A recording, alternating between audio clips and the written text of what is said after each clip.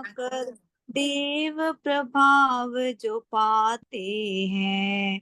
धर्म विकासालय में आकर देव प्रभाव जो पाते हैं, उनके जीवन में वह निश्चय उच्च परिवर्तन लाते हैं।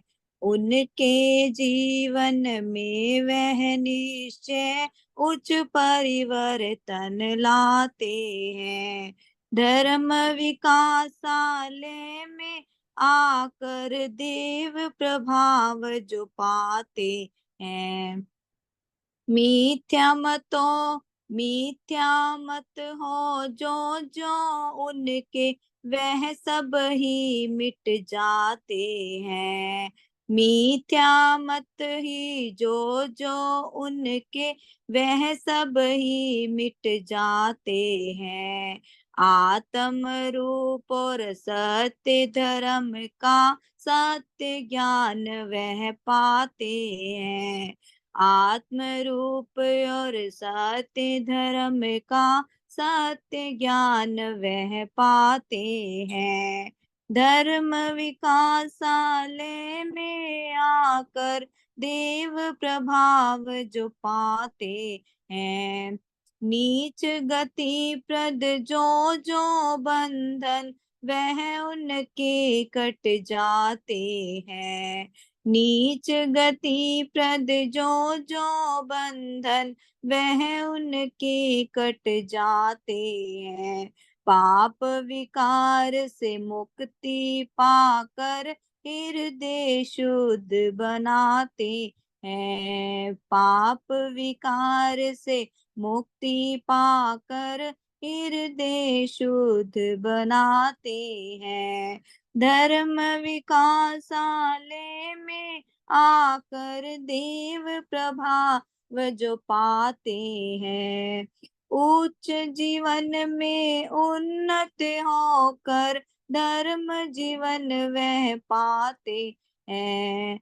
उच्च जीवन में उन्नत होकर धर्म जीवन वह पाते हैं। संबंधों में सेवाकारी हितकारी बन जाते हैं। संबंधों में सेवाकारी हितकारी बन जाते हैं।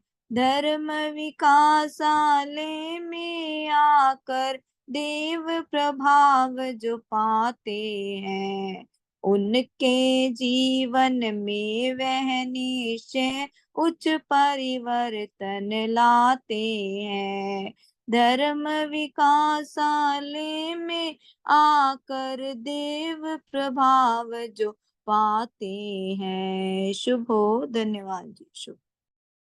हाँ जी, अगला भजन सुदेश बहन जी गाएंगे। हाँ जी श्रीमान जी। हाँ जी, बहुत बहुत बहुत धन्यवाद। बहुत धन्यवाद आपका। सदैव की जय, सबका शुभ हो। भगवान के चरणों में कोटि कोटि नमन। धर्म विकासालय का कारज अद्भुत और निराला है। भाव धर्म के जागृत करना मकसद इसका आला है। धर्म विकासालय का कारज अद्भुत और निराला है। भाव धर्म के जागृत करना मकसद इसका आला है। मकसद इसका आला है। रूह का रूप रोग और रक्षा इसमें दिखाया जाता है। आत्मघातक विष को छुड़ाकर सुधा पिलाया जाता है। इसका यह आदर्श जो हितकर है जग भर में लासानी। इसकी शिक्षा विधि अनोखी वैज्ञानिक और रूहानी। वैज्ञानिक और रूहानी। इसके उच्च मंडल में रहकर धर्म के साधन होते हैं। इसकी शिक देव प्रभाव अमृत के छींटे हृदयों की मल धोते हैं, हृदयों की मल धोते हैं। कौन कौन से नीच राग जो पकड़ पाप करवाते हैं, कौन मदारी दिल बंदर को अदना नाच नचाते हैं, अदना नाच नचाते हैं। उनकी काली भूतनी सूरत यहाँ डराने लगती है, पर की हानि पर की निंदा यहाँ सताने लगती है, यहाँ सताने लगती है। औरों के जो माल चुराए, औरों को जो दुख पहुँचाए, आके याद तड़ पाते हैं। हो न कफारा जब तक उनका नहीं चैन दिल पाते हैं, नहीं चैन दिल पाते हैं। सात्विक भाव के उच्च नजारे सन्मुख फिरने लगते हैं। खुद गर्जी और मान बढ़ाई नजर से गिरने लगते हैं, नजर से गिरने लगते हैं। देव गुरु भगवान का कारज सबसे श्रेष्ठ लगता है। उसमें सेवाकारी होना सौदा लाभ का जचता है, सौदा लाभ का जचता है। अनपढ़ तुच्छ शक्तियाँ वाले भी जो यहाँ आ जाते हैं, चंद साल में उनके मुकाबिल विद्वान शर्माते हैं, विद्वान शर्माते हैं। ऐसे धर्म विकासाले को उन्नत अधिक बनाए हम, उसकी मदद से धर्म के पथ पर उन्नत होते जाएं हम, उन्नत होते जाएं हम। ऐसे धर्म विकासाले को उन्नत अधिक बनाए हम, उसकी मदद से धर्म के पथ पर उन्नत होते जाएं हम, उन्नत होते जाएं हम, उन्नत होते जाएं हम। धन्यवाद जी, सबका शुभ हो। बहुत बहुत धन्यवाद सुदेश बहन जी और संजना जी, बहुत बहुत धन्यवाद आपका। तो सबसे पहले हम एक छोटी सी शुभकामना कर लेते हैं। हम सब परम पूजनीय भगवान देवात्मा के पवित्र श्री चरणों में नतमस्तक होकर प्रार्थना करते हैं कि हमारा आज का ये अध्ययन पठन का साधन सफल हो, हमारी विश्व के बारे में समझ पहले से बढ़ सके, उन्नत हो सके, हमारे आत्मिक ज्ञान प्राप्त करने में भी सहायक हो सकता है ये ज्ञान, अगर हम इसको बहुत ध्यान से और इसको पूरा इसकी डेप्थ में जाकर थोड़ा सा समझेंगे तो it can be a very good means and it can open up our further doors for the knowledge of our soul which is our prime objective। तो हमारा ये सफल हो सके ऐसी हमारी सबकी प्रार्थना है। सहायकारी शक्तियों से हम प्रार्थना करते हैं कि हमारा आज का साधन सफल हो सके। अभी तक तो मेरे ख्याल में कितने 6 या 7 शायद लोग जुड़े हैं, तो उम्मीद करते हैं कि और लोग भी जुड़ेंगे और आज के साधन का फायदा उठाएंगे। तो अब तक हमने जो जाना वो मोटा मोटा यही है कि जितने भी लिविंग नॉन लिविंग जो भी चीजें हमें दिखाई देती हैं, इस पूरे यूनिवर्स की जितनी भी चीजें हैं, वो सब दो चीजों से बनी हुई हैं, दो ही पदार्थों से, मैटर और फोर्स। और मैटर और फोर्स का, जड़ और शक्ति का जो संबंध है वो अकाट्य है।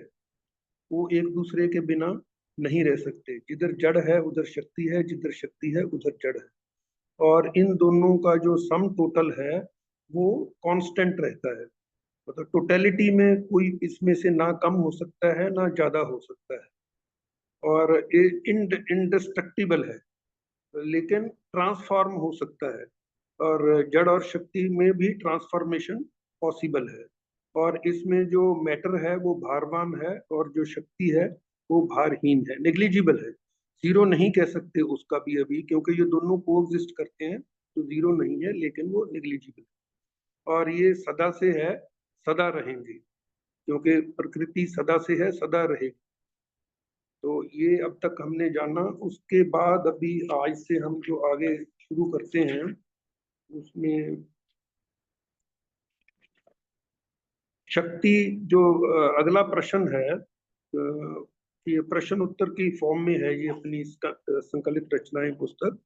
तो शक्ति मुख्य कै प्रकार की होती है, मतलब कितनी टाइप्स की ये शक्ति है। तो शक्ति हम जैसे जानते हैं कि दो मेन डिविजन्स तो अगर उसकी करेंगे तो नॉन लिविंग है और लिविंग है। मतलब जीवित है और अजीवित है, निर्जीव है और सजीव है। तो दोनों की आगे कितनी कितनी फॉर्म्स हैं, कितनी कितनी टाइप्स हैं, उसके बारे में थोड़ा थोड़ा हम जान लेते हैं कि दो प्रकार की है, निर्जीव और सजीव। और जो नॉन लिविंग अगर की शक्तियों की बात करते हैं तो इसमें देखिए, जैसा हमने पहले जाना था, मैकेनिकल एनर्जी है, इलेक्ट्रिकल एनर्जी है, हीट एनर्जी है या थर्मल एनर्जी कह सकते हैं, और काइनेटिक एनर्जी है, पोटेंशियल एनर्जी है, न्यूक्लियर एनर्जी है, केमिकल एनर्जी है, ग्रेविटेशनल एनर्जी है, और सोनिक एनर्जी है। जो साउंड है इसमें भी जो है वो फोर्स होती है। अभी मैं एक एक के बारे में थोड़ा थोड़ा अगर चाहेंगे तो बता सकता हूँ। जैसे इसमें जो साउंड की वेव्स हैं इनमें भी फोर्स बहुत होती है। ये जैसे एक लक्ष्मण झूला है अपना हरिद्वार में, अगर किसी फौज को इसके ऊपर कदम से कदम मिला के चला दिया जाए, मतलब बिल्कुल ताल से ताल मिला के पूरी उसमें से क्रॉस करेंगे, तो शायद ये जो है वो झूला जो है वो टूट सकता है, क्योंकि उसमें साउंड और उसकी जो फोर्स्ड वाइब्रेशन उसमें क्रिएट हो जाती है, मैकेनिकल की भी और उसकी साउंड की। तो ऐसे ही ये इलेक्ट्रिकल एनर्जी तो हम सब जानते हैं, थर्मल एनर्जी का भी जानते हैं, इलेक्ट्रिकल एनर्जी से थर्मल एनर्जी, सारी जितनी एनर्जी की फॉर्म्स हैं ये आपस में इंटर कन्वर्टिबल है। इसमें थोड़ा सा जैसे मैग्नेटिक लेविटेशन फोर्स, ये अभी हमारे ये लेटेस्ट कई चीजें इसमें कम्बिनेशन होकर एनर्जीज की बन रही है। जितनी ये बुलेट ट्रेन्स हैं ये मैग्नेटिक लेविटेशन जो फोर्स है, शक्ति, उससे चलती हैं। इनके बहुत सारी ट्रेनों के व्हील्स जो होते हैं वो थोड़े रबर के व्हील्स होते हैं इनिशियल मूवमेंट के लिए। उसके बाद ये बुलेट ट्रेन जो हैं वो अपने ट्रैक से 4 इंच तकरीबन 100 mm ऊपर उठ के चलती हैं। तो वो मैग्नेटिक जो फोर्सेस उधर क्रिएट होती हैं ट्रैक और उसके नीचे का जो अंडर कैरेज है उसके बीच में, उस फोर्स से पूरी वो ट्रेन उस से चलती है, क्योंकि वो फ्रिक्शन नहीं रहती है, उसमें कोई अवरोधक नहीं रहता है। जैसे व्हील तो एक फ्रिक्शन से चलते हैं ना, उसके आगे बढ़ते हैं, तो इसमें कोई वो फोर्स नहीं होती। तो तो ये भी एक देखिए एनर्जी है, ताकत है, उसमें इतनी ताकत होती है, मैग्नेटिक फोर्सेस इतनी होती हैं कि वो उससे ऊपर ट्रेन को उठा के भी रखती है, वो इतनी बड़ी ट्रेन इतने बड़े वजन को, और आगे उसको पुश भी करती है वो आगे स्पीड में इतनी। तो दूसरी ये जैसे एक पोटेंशियल एनर्जी है, इसके बारे में शायद हम कम जानते हैं। पोटेंशियल एनर्जी जो स्थिति के कारण होती है, एक पत्थर जो है अगर हम उठा के उसको हाइट पर उसको रख देते हैं तो उसमें पोटेंशियल एनर्जी हो जाती है कि उसमें ग्रेविटेशन की फोर्स क्योंकि एक्ट करती है, थोड़ा सा वो हिलेगा, अगर उसको वो मिल जाएगा रास्ता तो वो नीचे फोर्स से आएगा, तो उसमें भी ताकत है। इसी तरीके से ये काइनेटिक एनर्जी है।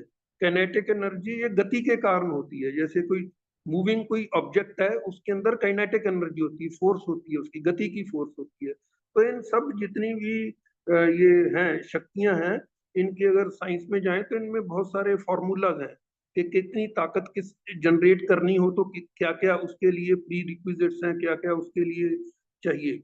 अब जैसे देखिए न्यूक्लियर एनर्जी है, ये सबसे ताकतवर भी कह सकते हैं, क्योंकि ये एटॉमिक लेवल तक इसमें जो है वो एक्शन होता है।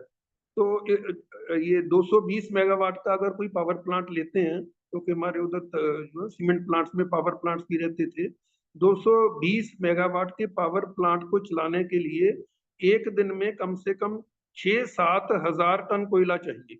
अगर आप ये जो अपना कोयला जलाते हैं, जो थर्मल कोयला, और उसी अगर उतनी कैपेसिटी का न्यूक्लियर पावर प्लांट लगाते हैं तो उसको सिर्फ 100 kg मटेरियल चाहिए। तो कहाँ 100 kg, जो कि एक टन का भी 10वां हिस्सा है, और कहाँ 6,000 टन कोयला चाहिए।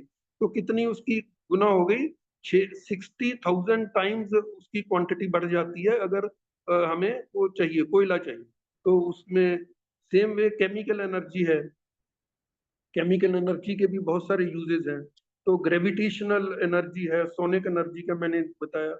तो इस धीरे धीरे धीरे धीरे जैसे विज्ञान का जो है, मतलब नेचर को एक्सप्लोर करने वाली बात है, ये सब चीजें नेचर में ऑलरेडी एग्जिस्ट करती हैं, लेकिन वैज्ञानिक उसको खोज के नेचर के नियमों को जानने का ही साइंस जो है, it is nothing but knowing the laws of nature. तो नियम, नेचर के नियम जान के उनकी एप्लीकेशन उसके यूजेस से उसका फायदा उठाते हैं, हमारे सुख सुविधाएं हमारे लिए क्रिएट करने की। तो इस तरह हमने देखा कि शक्ति जो है, निर्जीव शक्तियां कितने टाइप की हैं। तो सजीव शक्तियां जो हैं, जैसे हम ये देखते हैं कि जितने भी जो लिविंग ऑर्गेनिजम्स हैं, इसमें निर्जीव शक्ति भी होती है, सजीव शक्तियां भी हैं, जो उसका सॉफ्टवेयर है, जो उसको ड्राइविंग फोर्स है। जैसे मनुष्य में मनुष्य आत्मा है, और जितने पशु है उनमें भी, या जितने भी लिविंग ऑर्गेनिजम्स हैं, उनकी जो उनके अंदर जो बिल्टअप, जो उनको चलाने वाली ताकत है, तो वो उसके अंदर वो सजीव शक्ति उसको हम कह सकते हैं। तो इसलिए दो मेन डिविजन हैं, उसके आगे उनकी अलग अलग टाइप्स हैं। तो विश्व के परिवर्तन में, अगला नेक्स्ट क्वेश्चन है, विश्व के परिवर्तन में विकास और विनाश के क्या अभिप्राय है? कि परिवर्तन में हम कहते हैं कि विनाश होता है या विकास होता है, इसका क्या अभिप्राय है, ये क्वेश्चन। तो इसमें जड़ और शक्ति में परस्पर अकाट्य संबंध है, ये तो हम पहले जान चुके हैं। इन्हीं दोनों की समष्टि का नाम विश्व है। तो पूरा वही चीज उसी को बताया गया है दोबारा। ये दोनों परिवर्तनशील हैं, ये इसमें कांस्टेंट परिवर्तन होता रहता है, कन्वर्टिबल। इसलिए हम इस विश्व में जहां और जो कुछ है वह सब बदल रहा है, और सभी कुछ परिवर्तन के महान नियम के अधीन है। Change is the law of nature कहते हैं, पूरे नेचर में हर वक्त चेंजेस होती रहती हैं। इस परिवर्तन से कोई अस्तित्व पहले की अपेक्षा उच्च और कोई नीच रूप ग्रहण करता है।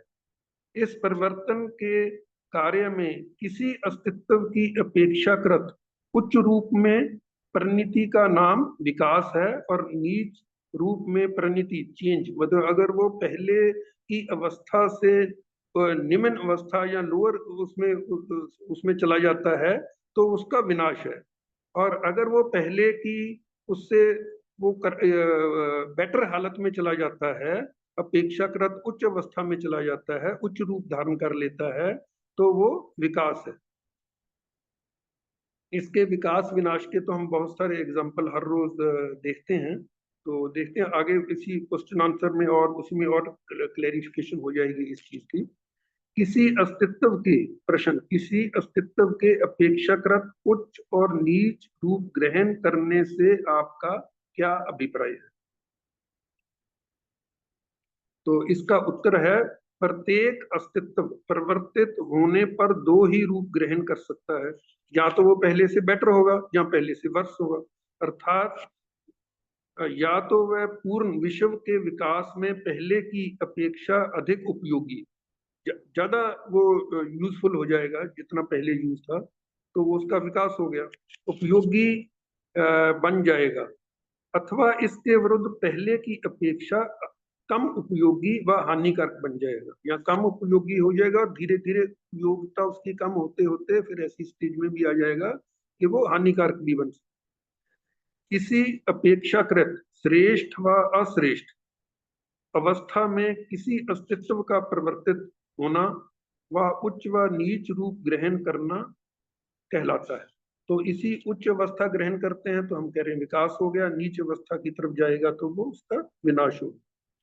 तो उच्च बनना मतलब उपयोगी बनना, और नीच बनना मतलब हानिकारक बनना या कम उपयोगी बनना, और उच्च बनाना और उपयोगी बनाना, ये एक्चुअली हम यही है कि फिलॉसफी शिक्षा या कि हमारी जो है हमें उच्च बनना है और उच्च बनाना है, उपयोगी बनना है और उपयोगी बनाना है।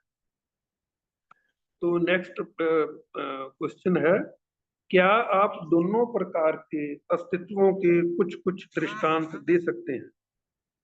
हाँ, यथा भौतिक जगत में हीरा, ये कुछ सुपीरियर किस्म के जो मैटर हैं और इंफीरियर या कम उपयोगिता के मैटर हैं, उनकी इन्होंने यहाँ एग्जांपल दी हुई है कि भौतिक जगत में हीरा और लाल आदि कई रत्न, सोना चांदी लोहा आदि कई धातुएं, और भाप बिजली आदि कई शक्तियां। तो ये शक्तियों का पहले भी हमने जाना कि कितने प्रकार की शक्तियां, कितने उपयोग होते हैं उनमें। तो शक्तियां उच्च श्रेणी के पदार्थ है, इसको हम हायर कैटेगरी में कैटेगराइज कर सकते हैं कि हायर लेवल के पदार्थ। और साधारण पत्थर और कंकर आदि उसकी अपेक्षा नीच श्रेणी के पदार्थ है। उद्भिद जगत में जैसे, लेकिन नीच श्रेणी जो कम उपयोगिता वाले हैं उसके ऊपर वर्क करके उसकी उपयोगिता बढ़ा देंगे तो उनका विकास हो जाएगा। अगर हम जिस लेवल में भी पहले हैं, अगर लोहा और दूसरी अगर उसकी भी केयर नहीं करेंगे या उसका भी विनाश होगा तो उसमें रस्ट लग जाएगी, तो उसका धीरे धीरे विनाश हो जाएगा और लोहा भी खत्म हो जाएगा। तो उच्च से गिरते गिरते वो भी उसका भी विनाश हो जाता है। तो लोअर लेवल वाली चीजों का अगर वो अपेक्षाकृत क्रमगत अगर वो विकास होगा तो वो हायर लेवल गेन करेंगे, और हायर लेवल पर जो है अगर वो उसकी डिटीरियोरेशन होगी, डिग्रेडेशन होगी, तो वो धीरे धीरे विनाश की तरफ बढ़ेंगे। अब जो लिविंग चीजों में दिया है, उद्भिद जगत में गेहूं, ज्वार, बाजरा, मकई, ये जितनी अपनी ये है सीड वो है, बाजरा, चावल, सरसों आदि कई प्रकार के दाने उत्पन्न करने वाले, आम, सेब, ये फ्रूट्स के दिए हैं, दालों के फ्रूट्स के एग्जाम्पल अंगूर, नारियल, बादाम, अखरोट, कई प्रकार के फल प्रसव करने वाले, और गोभी, आलू, करेला, ये सब्जियों के दिए हैं, और कई जड़ बूटियां जिससे फार्मास्यूटिकल मेडिसिन बनती हैं उनके प्लांट्स का, रुई का, कई प्रकार के सूत्र देने वाले, मतलब इनकी प्लांट्स में जो जो जिन प्लांट से हमें ये मिलता है वो उच्च कोटि के उद्भिद जगत के वो हैं, अस्तित्व हैं। देने वाले गुलाब, डहलिया, गुलदाउदी, ये उसका हो गया, फूलों के एग्जाम्पल दिए हैं। मोतिया, सेवती आदि के कई प्रकार के फूल उत्पन्न करने वाले, और दयार, तनु आदि कई प्रकार के काष्ठ देने वाले पौधे जो लकड़ी देते हैं अपनी, और अथवा वृक्ष उच्च श्रेणी के अस्तित्व हैं। ये सब उच्च श्रेणी के हायर लेवल के। और इसी तरीके से नीच श्रेणी के भी बहुत से पौधे हो सकते हैं, जैसे भांग का पौधा, आक का, धतूरा, बिच्छू कंडा, जिससे वो लगते ही बहुत खारिश होने लगती है, आदि कई प्रकार के पौधे बहुत नीच श्रेणी के अस्तित्व है। तो उच्च श्रेणी और नीच श्रेणी के अस्तित्वों की जो है वो एग्जांपल्स यहाँ दी हुई। उसी तरीके से जो है पशु जगत में भी बहुत सारे जो यूजफुल हैं, जो दूसरों के लिए सेवाकारी होते हैं, बहुत सारे एनिमल्स हैं, जैसे गाय, बैल, घोड़ा, बकरी, कई प्रकार के कुत्ते, मैना, कबूतर, मोर, रेशमी कीड़े आदि उच्च ये उच्च श्रेणी के हैं। मच्छर, पिस्सू, खटमल, जू, चूहे, कौवे, सांप, भेड़िए, चीते, बिल्ली, बाघ, सिंह, चील, गिद्ध, उल्लू और अन्य नाना प्रकार के कितने ही हिंसक जीव, प्लेग व हैजे, मलेरिया, ज्वर, अर्श अतिसार, क्षय आदि रोग उत्पादक नाना प्रकार के कीटाणु, बैक्टीरिया है या इवन वायरस भी हैं। तो ये सब नीच श्रेणी के अस्तित्व है। मनुष्य जगत में फिर नेक्स्ट हायर लेवल में आते हैं। मनुष्य जगत में कई पापों से इन्होंने मतलब तीन परम पुण्य भगवान देवात्मा ने तीन आगे इनकी कैटेगराइजेशन में इनको किया है। मनुष्य जगत के कई पापों से मुक्त और एक व दूसरे प्रकार के परोपकारी आत्मा अपेक्षाकृत उच्च श्रेणी के, मतलब ये सारे उच्च श्रेणी में हम इनको कैटेगराइज कर सकते हैं कि जो पापों से मुक्त हैं और एक या दूसरे परोपकार में संलग्न हैं, दूसरों के लिए सेवाकारी होते हैं, तो वो उच्च श्रेणी के। और जो मोटे मोटे पापों से और अपेक्षा से मुक्त हैं किंतु केवल सुखपरायण जीवन व्यतीत करते हैं, वो सेवाकारी नहीं होते हैं, अपने पाप जरूर नहीं करते हैं, वो दूसरों के लिए हानिकारक कम होते हैं, हानिकारक होंगे लेकिन कम हानिकारक हैं, और स्वार्थी जीवन अपना व्यतीत करते हैं, अपने सुख में ही वो मस्त रहते हैं। उन आत्माओं को मध्य श्रेणी में कैटेगराइज किया है कि वो मध्य श्रेणी में आ जाएंगे। और जो उसके नीचे है निम्न श्रेणी के, जैसे चोर, ठग, व्यभिचारी, कसाई, नशई, नशे फरोश, रिश्वतखोर, जुआरिये, जालसाज, मुफ्तखोर, मनुष्य व संतान विक्रेता, जो ह्यूमन ट्रेड करते हैं कि आदमियों की भी सेल परचेज जो करते हैं, जैसे गुलामी की पहले प्रथा थी।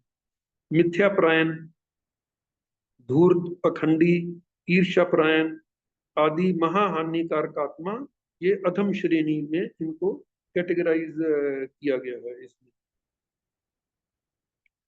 प्रश्न, नेक्स्ट प्रश्न है, इन अस्तित्वों में से कोई उच्च और कोई नीच क्यों कर बन गया? मतलब ये उच्च और नीच कैसे बन गए, ये प्रश्न है। तो जैसे कि चक्की में, उत्तर है जैसे कि चक्की के दो पार्टों के नीचे आकर कुछ गेहूं साबित, कुछ पिसकर कई टुकड़ों में और बहुत से आटे और चोकर की शक्ल में बदल जाते हैं, और भिन्न भिन्न प्रकार की मिट्टी में बोए जाकर और जल, वायु, आलोक, ताप आदि के भेद से एक ही जाति के गेहूं भिन्न भिन्न रूप ग्रहण करते हैं। नीले रंग के एक ही प्रकार के जंगली कबूतर मनुष्य के द्वारा प्रतिपालित होकर भिन्न भिन्न अवस्थाओं में रहकर कई प्रकार के रंगों में बदल जाते हैं। मतलब वो जैसे उनको आगे वातावरण मिलता है, वो उसके हिसाब से वो उच्च और नीच भी उनमें से परिवर्तन आ जाता है, अवस्थाओं में रहकर कई प्रकार के रंगों में बदल जाते हैं। जैसे वैसे ही विश्व के परिवर्तन चक्कर में नाना प्रकार के अस्तित्व नाना प्रकार की भिन्न भिन्न अवस्थाओं में पड़कर वातावरण में, अलग अलग वातावरण में वो उनके ऊपर होता है। जो तो बीज रूप में वो उनके अंदर जेनेटिक जो चीजें हैं, वो उसके अलावा जो जितना वो अधिकार तत्व जैसे मनुष्यों में लेके जितना उनमें अधिकार तत्व है, या जो निम्न श्रेणी में है, जैसे उनमें जीन्स है, जैसे उसकी बीज की क्वालिटी है, वो उसमें इनहेरेंट उनको उसमें से उनको मिलती है उनके एंसेस्टर से। लेकिन उसके आगे फिर उसका वातावरण के असर के कारण कुछ नीच बनते हैं, कुछ उच्च बनते हैं, रूप अलग अलग रूप आगे चेंजेस उनमें आती हैं, नाना प्रकार के उच्च व नीच रूप ग्रहण करते हैं।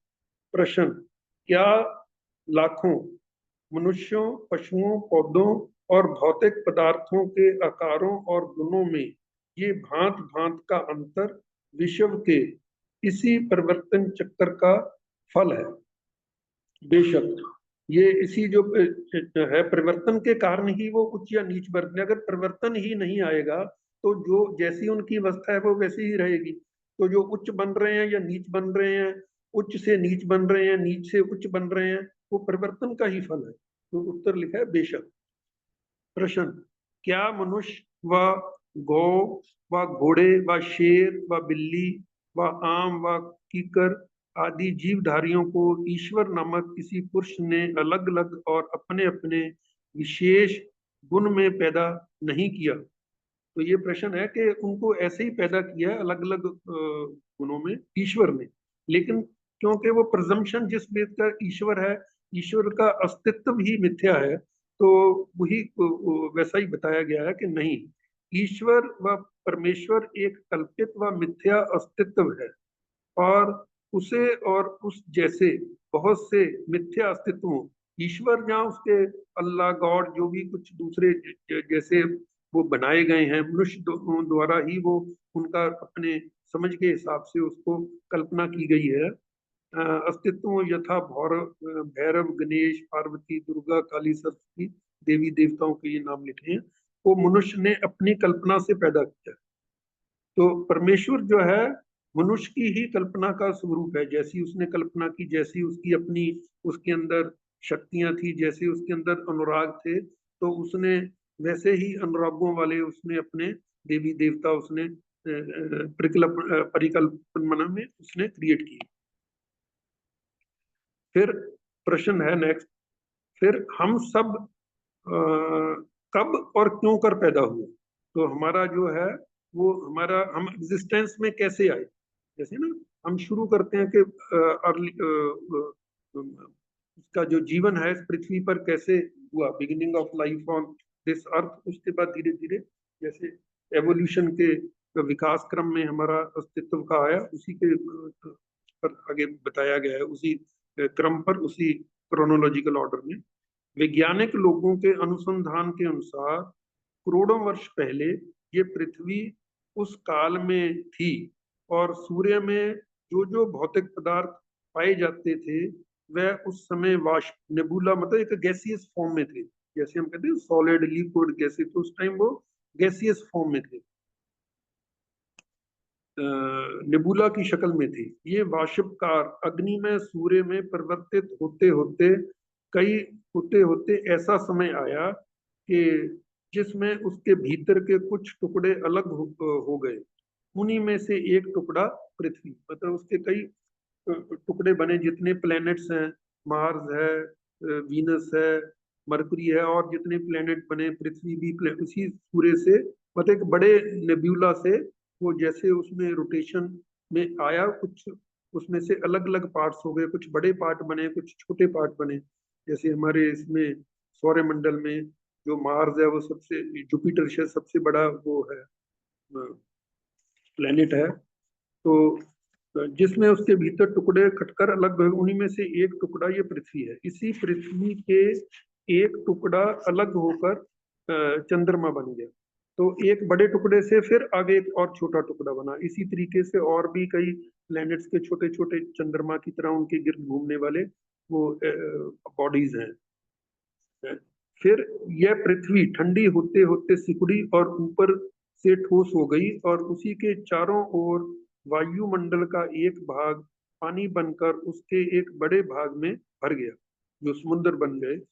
इसी पानी में भौतिक शक्ति रूपांतर होकर जीवनी शक्ति के रूप में प्रकाशित हुई है। तो हम ये भी कह सकते हैं, ये भी कहना गलत नहीं होगा कि हम सूर्य हमारा पूर्वज है, हम सूर्य का ही अंश है, और सूर्य जो है आगे हमारी गैलेक्सी का एक अंश है। तो ये तो धीरे धीरे उसी विकास क्रम में आगे बने। तो हमारा, हम कहते हैं हमारे पूर्वी थे, पूर्व से पहले हम चिंपैंजी हमारा वो पूर्व था। उससे पहले जो अमीबा हमारा पूर्वज कह सकते हैं, अमीबा से पहले मटेरियल, ये जो है भौतिक पदार्थ, ये हमारे पूर्वज हैं। उससे पहले सूर्य भी हमारा पूर्वज हम कह सकते हैं, कि ये हमारे डिस्टेंट जो है पूर्वज, हम इनको कह सकते हैं। और ये जो है जो लिविंग ऑर्गेनिज्म का जिधर तक सवाल है, तो इसमें एक सिंगल अमीबा कह सकते हैं। अमीबा से भी पहले अभी उनको वो जो नाम दे रहे हैं कि वो लास्ट यूनिवर्सल कॉमन एंसेस्टर एक सिंगल था। उसमें फिर आगे कुछ पौधे वाले बने, और कुछ जो थे वो पशुओं वाले, मतलब वो प्लांट्स किंगडम और एनिमल किंगडम, दो उसमें से अलग हुए। उससे पहले एक कॉमन एंसेस्टर था। तो इसी पानी के भौतिक रूपांतर होकर जीवनी शक्ति रूप में प्रकाशित हुई। तो वो जीवनी शक्ति का जो फर्स्ट जो वो कह सकते हैं एंटिटी, वो कॉमन एंसेस्टर हो गया हमारा।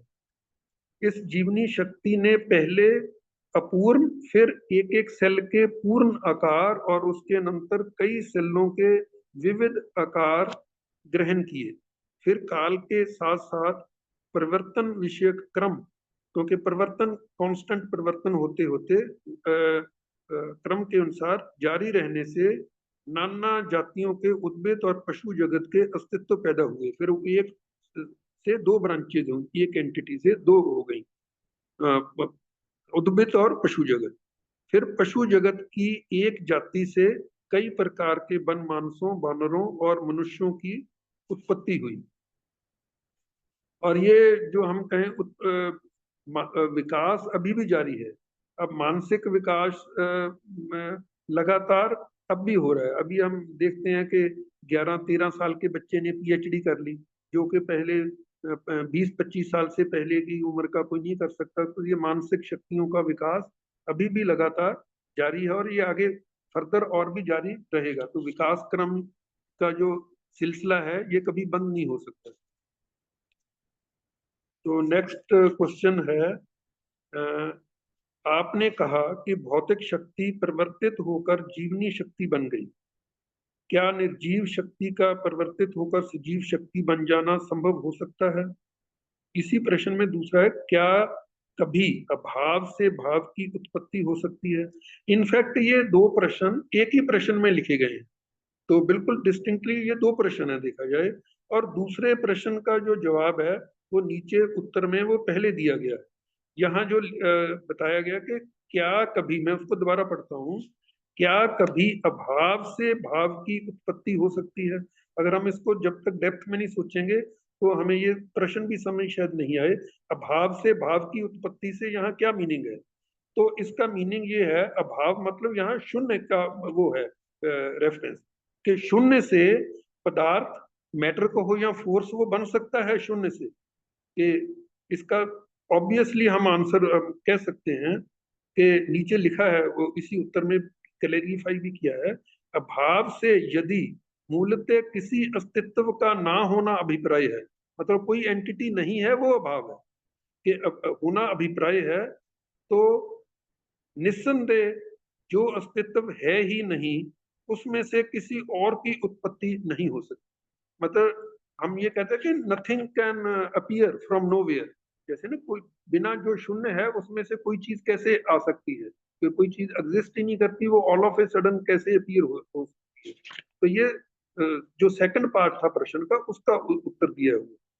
किंतु जब कोई अस्तित्व वर्तमान हो, अगर कोई अस्तित्व वर्तमान है, तो डेफिनेटली वो जो है अस्तित्व वो परिवर्तन के महानियम के अनुसार परिवर्तित होकर नए रूप और नए गुण अवश्य ग्रहण करता है।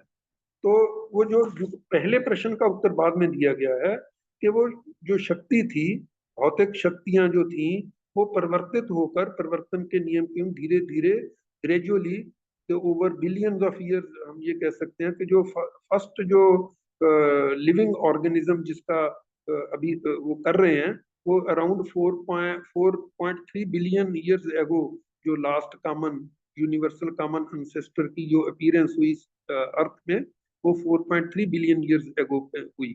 ऐसा अभी तक असेसमेंट है, लेकिन ये बहुत सारी चेंजेस थ्योरीज जो है बाद में बदलती भी रहती हैं, नए अनुसंधान होते हैं तो उसमें एक्यूरेसी जो है और बढ़ती रहती है।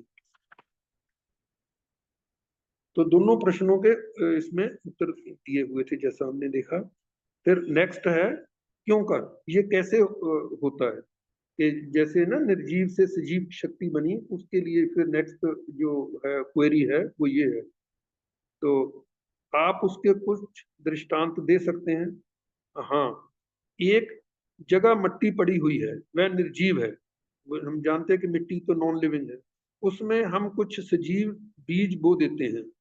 इन सजीव बीजों में से जो जीवनी शक्ति, इन सजीव बीजों में जो जीवनी शक्ति वर्तमान है, मैं अपने चौतरफा सामानों, उसके चौतरफा सामान बाकी नॉन लिविंग ही है, नॉन सामानों के द्वारा उत्तेजित होकर, क्योंकि उनमें केमिकल्स हैं, उसकी सॉइल में दूसरी चीजें हैं, उत्तेजित होकर अपना काम आरंभ करती है। पानी है, हवा है, दूसरी चीजें, धूप है, उसको जो जो उसके इंग्रेडिएंट्स चाहिए उसको एक्टिवेट करने के लिए उस बीज के अंदर जो जीवनी शक्ति है वो मिलने पर वो अपना काम आरंभ करती है, और अपने बल से मिट्टी में से कई पदार्थ के निर्जीव कणों को खींचकर और उन्हें एक सजीव आकार में प्रणीत कर देती है। तो उसी बीज से हम देखते हैं एक जो सजीव है, जानदार एक पौधा उसमें से बनना शुरू हो जाता है और धीरे धीरे पूरे बड़े पेड़ में वो परिवर्तित हो जाता है, सजीव बना देती है। और ये जो निर्जीव से सजीव जो बनाने की जो ताकत है वो पौधों में है, पशु वो नहीं बना सकते। कि निर्जीव चीज जो मिट्टी है, दूसरी एलिमेंट्स हैं इनके, उसमें कैल्शियम है, सोडियम है, कार्बन है, हाइड्रोजन, जितने भी हम एलिमेंट्स हैं प्रिलिमिनरी जो जिन जिन की उसकी जरूरत है उसको सजीव पदार्थों को बनाने में, उससे खींच के वही वो बना सकते हैं। हमारे चारों ओर नेचर में रात दिन ये काम हो रहा है। ये इसमें देखिए जो इसमें है फोटोसिंथेसिस होता है इसके प्लांट्स में, फोटोसिंथेसिस से वो उसका पौधों का खाना बनता है। तो वो उसमें धूप उसके ऊपर पड़ती है, तो जो अंदर केमिकल रिएक्शंस होते हैं तो वो नीचे से जमीन के से वो लेते हैं अपनी इंग्रेडिएंट्स, वो लेके उसके बाद सूर्य की रोशनी से वो भोजन उसका बनता है, फूड उसके लिए, न्यूट्रिएंट्स उसके लिए क्रिएट होते हैं, प्लांट की फिर धीरे धीरे ग्रोथ होती है। तो जितने प्लांट में, एक लिविंग प्लांट में जितने भी सेल्स हैं वो सारे सजीव सेल्स हैं। और जो उसमें हम देखते हैं कि किसी एक ही पेड़ के जिसमें वो जो निर्जीव बन जाता है उसका पार्ट जो डेड हो जाता है, धीरे धीरे कई पेड़ों में हम देखते हैं कि लकड़ी जो है अपने आप वो उसका कलर भी बदल जाता है और वो निर्जीव हो जाती है, मतलब जान बेजान वो उसका वो पोर्शन हो जाता है। तो रात दिन ये काम हो रहा है। जो नमक तुम प्रतिदिन खाते हो वह सोडियम धातु और क्लोरीन वाष्प से बनकर बना है। तो सोडियम और क्लोरीन जो है अगर दोनों अलग अलग देखोगे तो वो यूजफुल नहीं है। क्लोरीन जो है वो एक देखा जाए एक पॉइजन की तरह है, और सोडियम भी उस तरीके से लेकिन दोनों का जो कम्बिनेशन है वो एक यूजफुल उपयोगी वस्तु बन जाती है। अब ये नमक पूर्णतः एक नई वस्तु है जो केमिकल रिएक्शन से बन गई। वह क्या सोडियम और क्या क्लोरीन दोनों से भिन्न लक्षण है, उसके गुण जो हैं दोनों से अलग हैं। क्लोरीन गैस जहर है, परंतु सोडियम के साथ मिलकर वह अपना जहरीला गुण खो देती है, इसीलिए तुम नमक खाकर नहीं मरते। फिर जो पानी, यानी प्रतिदिन हम पानी पीते हैं, ये भी दो गैसों हाइड्रोजन और ऑक्सीजन से मिलकर बनता है। उनमें से कोई भी पानी नहीं, अपने आप में इंडिविजुअली कोई वो पानी नहीं, लेकिन जब वो एक सर्टेन प्रपोर्शन, एक निश्चित मात्रा जो कि उन्होंने हमने साइंस ने धीरे धीरे देखा कि उसको इन्वेंट किया कि कितनी प्रपोर्शन चाहिए, कितना टेम्परेचर पर उसको करना पड़ चाहिए, कितना प्रेशर में उसको रखेंगे तो वो पानी जो है वो बन जाता है। लेकिन उसके जो गुण हैं वो हाइड्रोजन और ऑक्सीजन दोनों के गुण नहीं रहते हैं, क्योंकि जो हाइड्रोजन है वो ज्वलनशील है और जो ऑक्सीजन है वो उसको जलने में उसकी सहायता करता है, जिसे जल व पानी कहते हैं। फिर ये दोनों गैसों के मिल जाने से परंतु दोनों के रासायनिक संयोग से जो पानी बनता है उनमें से ये दोनों गुण लोप हो जाते हैं। उनके अलग अलग जो गुण है कि एक जलाने वाला एक जलने वाला, वो गुण उनके लोप हो जाते हैं, और जो पानी है एक वो यूजफुल हमारी लाइफ का एक मेन लाइफ लाइन है देखा जाए। स्मरण रखो कि नेचर में जड़ और शक्ति नामक दो मूल पदार्थ सदा से हैं, और उनके अक्षिण परिवर्तन से नाना आकार और गुणों वाले अस्तित्वों की रात दिन उत्पत्ति होती है। इसी नियम के अनुसार पशु जगत से मनुष्य जगत की उत्पत्ति हुई। ग्रेजुअल चेंजेस से धीरे धीरे जो चीजें उसको जरूरत पड़ी, जिन जिन चीजों की, जिन ऑर्गन्स को उसको जरूरत पड़ती है उनका विकास होता है। जिन ऑर्गन्स को वो यूज नहीं करता, वो जैसे ना लॉ ऑफ रिडंडेंस के हिसाब से वो धीरे धीरे वीक पड़ जाते हैं। जो चिंपैंजी था या बंदर था उसको पूंछ की जरूरत थी अपनी रक्षा के लिए, अपने सर्वाइवल के। धीरे धीरे जब उसकी बुद्धि विकसित हुई तो उसको उस पूंछ की जरूरत नहीं रही, वो पूंछ खत्म हो गई। पहले वो चारों पांव पर चलते थे, फिर वो धीरे धीरे वो दो टांगों पर खड़ा होके उसने हाथों को दूसरे काम में इस्तेमाल में लाना शुरू कर दिया। तो उन उन चीजों की विकास होगी। इसी तरीके से अब क्योंकि हम अपने दिमाग को बहुत उपयोग में लाते हैं। जितने वैज्ञानिक हैं, दूसरे हैं, या अदरवाइज आल्सो जो हैं ह्यूमन बींग्स, हम अपने दिमाग को इस्तेमाल कर रहे हैं ज्यादा, तो वो बढ़ रहा है। तो इस जो पहले एक्सरसाइज ज्यादा होती थी, फिजिकल एक्सरसाइज होती थी, लोग खेतों में काम करते थे, तो उनमें फिजिकल फोर्स आज के जो बच्चे हैं उनसे डेफिनेटली जो है बहुत ज्यादा थी। लेकिन धीरे धीरे वो टांगे भी अगर इनको यूज नहीं करेंगे, इसीलिए ये जो है ना स्पोर्ट्स और इनके ऊपर जोर देते हैं। जिन जिन हम ऑर्गन्स को कम यूज करेंगे, नहीं यूज करेंगे, वो धीरे धीरे उनकी यूटिलिटी जो है वो खत्म होती रहेगी, वो उनका उसकी स्ट्रेंथ भी कम होती जाएगी। तो इसी नियम के अनुसार पशु जगत से मनुष्य जगत की उत्पत्ति। फिर मनुष्य जगत के सब मनुष्य एक जैसे नहीं, किंतु प्रत्येक मनुष्य अपने आकार और गुणों के विचार से और मनुष्यों से कुछ न कुछ विभिन्नता रखता है। इसी विभिन्नता के कारण मनुष्य बुरे और भले स्वभाव, सुंदर और कद्दरे रूप रखते हैं। तो जो है जैसे गुण है, गुण के आकार के हिसाब से भी और गुण के हिसाब से भी उनमें डिफरेंसेस जो है वो होते हैं। प्रश्न है, नाना मनुष्यों के आत्माओं की गठन में किस किस प्रकार का भेद पाया जाता है? तो उत्तर है, एक ही माता पिता की संतान में से हर एक बच्चे की बाहरी शक्ल एक दूसरे से भिन्न होती है, वैसे ही उसके आत्माओं की गठन भी एक दूसरे से भिन्न होती। तो इसमें हम एक चीज ये भी कह सकते हैं कि जैसे शरीर के अंग हैं, शरीर के अंग तो एक ही अपने पेरेंट्स से जो बच्चे हैं उनमें, या किसी और भी जितने ह्यूमन बीइंग्स हैं, सबके बच्चों के शारीरिक अंग वो वैसे वो मतलब सेम होंगे। जैसे एक सिर है, आंखें हैं, एक दिमाग है, दो फेफड़े हैं, दो वो है। लेकिन जिधर आत्मा की कॉन्स्टिट्यूशन की बात आती है, आत्मा की गठन की बात आती है, तो उसमें देखते हैं कि कई अंग हैं टोटली उसमें मिसिंग होते हैं। जबकि अगर हम शारीरिक वो देखते हैं तो कोई अंग मिसिंग नहीं होता, किसी की स्ट्रेंथ वीक या कम होती है। लेकिन उसमें आत्मा की गठन में तो कई उसमें जो है ना शक्तियां उसमें आत्मिक जो आती आती नहीं है कई उसमें बच्चों में। बाहरी शक्ल भिन्न है, और कुछ आत्माओं में कुछ अंग होते ही नहीं, जैसे ये हैं। तो जो जन्मजात उन अंगों की अपंगता रहती है, हम बात करें उसकी आत्मा के अंगों, गठन भी एक दूसरे से भिन्न होती है। इस प्रगतिगत भेद के अनुसार प्रत्येक आत्मा एक दूसरे से जुदा जुदा गुण व स्वभाव रखता है। इस विभिन्नता के अनुसार केवल यही नहीं कि उनमें जिन जिन शक्ति कोशों का विकास हुआ है उनकी शक्तियों की अवस्था में अंतर है, किंतु कई कोशों की कई शक्तियां जो एक आत्मा में पाई जाती हैं वह दूसरे आत्मा में बिल्कुल पाई नहीं जाती। यही मैंने पहले कहा कि उसमें बिल्कुल ही मिसिंग होती है।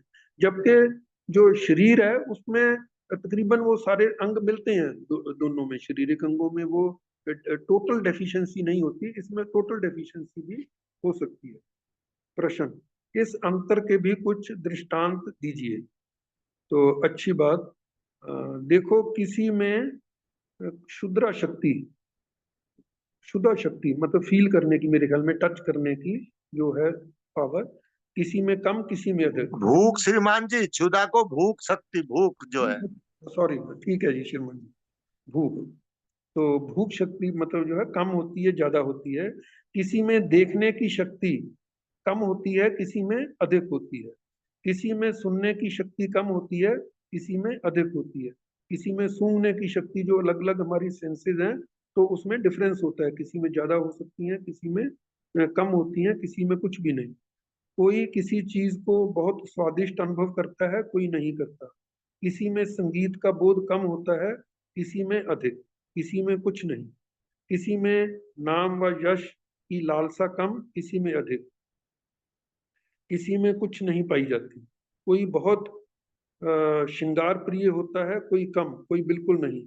किसी में धन की वासना बहुत, किसी में कुछ नहीं होती। कोई बहुत सफाई पसंद होता है, कोई बहुत मैला रहता है। किसी की बुद्धि बहुत तेज और किसी की कम, और कई उल्लू ही होते हैं। किसी में पैदाइश से ही मांस या नशे के लिए बहुत रुचि और किसी में उसके विरुद्ध घृणा होती है। कई बाल्यकाल से ही विद्या अनुरागी होते हैं और कोई कुछ भी विद्या उपार्जन करना पसंद नहीं करते। ये कितने डिफरेंसेस जो हैं, उन्होंने एक एक चीज को कितने किस लेवल तक, डेप्थ तक समझाने की कोशिश की है, ताकि हमारी समझ जो है वो बिल्कुल पक्की हो सके। कोई बचपन से ही सुशील होते हैं, कोई दुष्ट। किसी में ईर्ष्या का बहुत प्रबल भाव होता है, किसी में कम और किसी में कुछ भी नहीं। कोई बहुत डरपोक होते हैं और कोई उनमें बहुत निडर और वीर होते हैं। कोई आम राय से बहुत डरते हैं, कोई कम और कोई बिल्कुल नहीं। कोई बाल्यकाल से ही दयावान होते हैं और कोई बहुत निर्दयी। कई पैदाइशी दयानतदार होते हैं और कोई चोर और ठग। कोई अपने हितकर्ताओं के प्रति कृतज्ञता के भाव को बीज रूप में लेकर उत्पन्न होते हैं और कोई उससे बिल्कुल शून्य होते हैं। कोई इसके विरुद्ध बहुत कृतघ्न होते हैं, इत्यादि इत्यादि। बहुत डिफरेंसेस इन्हों में दिए हैं। बाकी अगर हम इसके विकास क्रम के जो डिफरेंट जो है पौधे पैदा हुए या फिर जैसे पशु, फिर उसके बाद मनुष्य, इनके आगे करेक्टरिस्टिक्स में देखें तो कई एक ऐसी आश्चर्यजनक चीजें भी आपको मिलेंगी जो हम हमारी इमेजिनेशन भी बाहर है। इतने उनके गुणों में, उनके जो, उनको जो नेचर ने मतलब कैसी कैसी उनको शक्तियां भी दी थी, वो हम अगर सोचें तो भी हम, जैसे एक मैं बताऊं, मैंने कहीं पढ़ा और फिर मैंने वेरीफाई भी किया। ब्लू व्हेल का जो होती है ना, मदर ब्लू व्हेल जो है, वो अपने बच्चे की आवाज को समुद्र के नीचे, मतलब पानी के नीचे 1500 किलोमीटर की दूरी से भी वो आवाज को पहचान लेती है। तो बहुत सारी अभी साइंस में एक्सप्लोरेशन बाकी है कि उसके पास ऐसी कौन सी वो चीज है, सेंस है, जो कि साउंड वेव से कोई अलग, उसमें कोई उनमें पावर थी, एक्स्ट्रा सेंसरी पावर्स उनके पास होती होंगी कि जिससे वो इतनी दूर से उसकी आवाज को वो पहचान लेते हैं। तो डिफरेंसेस जो हैं ये भी बहुत वाइड डिफरेंसेस हैं। तो जिसका हम बहुत सारी चीजों का तो हमारी इमेजिनेशन से भी ये बाहर है, बिल्कुल एकदम ऐसा लगता है कि जैसे कोई चमत्कार है। और उसको अब चमत्कार भी कह सकते हैं, लेकिन जब तक उसकी वो इसीलिए बहुत सारी जो चीजें हैं जिनको हम, हमारा नॉलेज उतना डेप्थ तक नहीं गया, तो उनको हम चमत्कार समझ लेते हैं। तो इससे नेक्स्ट प्रश्न है, इससे तो ये स्पष्ट प्रमाणित होता है कि आज जिस मनुष्य आत्मा का जन्म होता है वह आज बिल्कुल ही नया पैदा नहीं होता, किंतु वह उसके पूर्वजों और लाखों वर्षों के परिवर्तन का फल है। इसीलिए कोई जन्म काल से ही बहुत भले और कोई कम भले और कोई बुरे और कोई बहुत बुरे स्वभाव के होते हैं। तो उत्तर है जो दिया है बिल्कुल ठीक है। हर एक संतान अपने माता पिता से वह सब भली व बुरी शक्तियां न्यूनाधिक संख्या व मात्रा में लेकर उत्पन्न होती हैं कि जो उनके पूर्वजों में उत्पन्न हो चुकी हैं, और यह उनकी पहली पूंजी होती है। इसके भिन्न वह अपनी विविध प्रकार की पार्श्विक अवस्था, एनवायरमेंट मतलब, के विविध प्रभावों के अनुसार अपनी इस पूंजी में भला व बुरा परिवर्तन करती है, कि जिसमें से भले परिवर्तन का नाम विकास और बुरे परिवर्तन का नाम विनाश है। और परिवर्तन के महानियम के दोनों ही अटल फल है। परिवर्तन से विकास होगा या विनाश होगा। इसलिए ये आवश्यक है कि जिन जिन मनुष्यों के लिए जहां जहां तक संभव हो, उसे छोटी से छोटी वयस से ही उच्च आत्माओं के उच्च प्रभावों में रखा जाए और बुरे प्रभाव डालने वाले जनों की संगत से अलग किया जाए। जैसे वो क्रिश्चियनिटी में भी पहले बोलते थे, कैच देम यंग। और वो इसीलिए था, होता कि वो फॉर्मेटिव ईयर्स होते हैं। जो पूंजी है वो तो उसमें तो चेंज, हम हेल्पलेस हैं, कुछ नहीं कर सकते, जैसी पूंजी उसको मिली अपनी विरासत में। लेकिन पूंजी के बाद उसमें क्योंकि परिवर्तन हमेशा होना है, तो उसकी जो है, अगर उसको अच्छा एनवायरनमेंट मिलेगा तो उसका विकास हो सकता है। उसी पूंजी को, सेम पूंजी, मतलब स्टार्टिंग पॉइंट अगर दो बच्चों का सेम है, सेम टाइप की पूंजी है, हालांकि सेम माता पिता के दो बच्चों में पूंजी भी का भी डिफरेंस होता है, लेकिन हम एज्यूम करके चलें कि सेम पूंजी है या पूंजी में कम डिफरेंस है, लेकिन वातावरण के मिलने से, अलग अलग वातावरण से वो कहाँ की कहाँ पहुंच जाते हैं। जैसे नीचे से किसी उसको हम छोड़ते हैं रॉकेट को, उसमें थोड़े से डिग्री का भी फर्क हो जाता है, तो वो एक ग्रह से पहुंचने के लिए किसी दूसरे ग्रह में पहुंच सकता है। तो वो कितना परिवर्तन होता है, लेकिन यंग एज में अगर उनके ऊपर वर्क किया जाए तो वो बहुत अच्छे उसके रिजल्ट आ सकते हैं। अभी आप देखिए कि हमारा ये अभी ओलंपिक हुआ, गोल्ड, मतलब इसमें इंडिया का गोल्ड मेडल एक भी नहीं है, जबकि यूएस के 40, चाइना के 40 और जापान के 20 हुए। और पॉपुलेशन अगर आप देखें तो इंडिया की जो यूएस से 5 गुना पॉपुलेशन है और चाइना के ऑलमोस्ट बराबर है, और जापान से तो 8 गुना पॉपुलेशन है। तो अगर गोल्ड पर 1 करोड़ आदमी देखें तो उसमें जापान लीडिंग है, और उसके बाद यूएस है, फिर चाइना है। तो इंडिया का कहीं भी नंबर, क्योंकि वहां पर ये जो मैं कह रहा कैच देम यंग, वहां पर 2-2 साल के बच्चों को स्विमिंग और दूसरी स्पोर्ट्स, जिन जिन स्पोर्ट्स में वो उनको डेवलप करना चाहते हैं, तो उसको यंग एज से ही उनको स्टार्ट करवा देते हैं। तो इसीलिए अगर हम ये चाहते हैं कि हमारे बच्चे परम पूजनीय भगवान देवात्मा की जो है शिक्षा, उसके अनुसार आगे अपनी आत्मा की रक्षा और विकास कर सकें, तो उनको उस बचपन के से ही, उनको बहुत यंग एज से ही उसको उनको इससे परिचित करवाना पड़ेगा, इस तरफ हमें चलाना पड़ेगा, तब हम अच्छा वो आगे रिजल्ट्स की उम्मीद कर सकते हैं। तो यही परिवर्तन का नियम जो है, मतलब इसके अकॉर्डिंगली जो है अगर हम चलेंगे, परिवर्तन तो होना है। और हमारी डिफॉल्ट सेटिंग, क्योंकि हम बेसिकली सुख अनुरागी हैं, तो डिफॉल्ट सेटिंग तो हमारी नीचे जाने की रहेगी। और ये एफर्ट्स करके और परम पूजनीय भगवान देवात्मा के देव प्रभाव पाकर ही हम अपना उसको जो डिफॉल्ट सेटिंग के अगेंस्ट, मतलब it is swimming against the current, you can say, जैसे होता है नदी में प्रवाह में उल्टा तैरने वाली बात है, तो एफर्ट्स करके ही हम अपना रक्षा कर सकते हैं। या जैसे श्रीमान चंद्रगुप्त जी बताते हैं कि अमरत्व की ओर बढ़ सकते हैं ग्रेजुअली, लेकिन वो तभी कर पाएंगे कि अगर हम अपनी उसके ऊपर वर्क करें और ग्रेजुअली अपना उसको रक्षा और विकास की तरफ जाएं और देव प्रभाव प्राप्त करेंगे, तभी हमारे लिए ये सब संभव है। तो बहुत बहुत धन्यवाद। श्रीमान जी आगे आप थोड़ा अगर करना चाहें कंक्लूड तो इसको कर सकते हैं। बहुत बहुत धन्यवाद श्रीमान जी, मैं आपके आगे लाजवाब हूँ, मेरे पास वो शब्द नहीं है आपकी सराहना करने की। और आपने जितना वैज्ञानिक विधि से भी और नया ज्ञान भी अपना जोड़कर उसमें हमें परिचय करवाया और हमें धन धन किया, आपको बहुत बहुत धन्यवाद। आपने मेरा अनुभव स्वीकार किया और साधन कराया, मुझे बहुत ही अच्छा लगा। ऐसा करता सबको बहुत अच्छा लगा होगा, तो बहुत बहुत धन्यवाद। कल बुधवार है, कल तो हमारा साधन नहीं होगा। तुर्की से जो साधन होगा शाम को 6 बजे, कल हम वो सुनेंगे। लेकिन सुबह का अपना 5 से लेकर चलेगा जो साधन, और फिर रात का 8:40 का। तो सबका बहुत बहुत धन्यवाद। आज रात को भी 8 तारीख से होगा।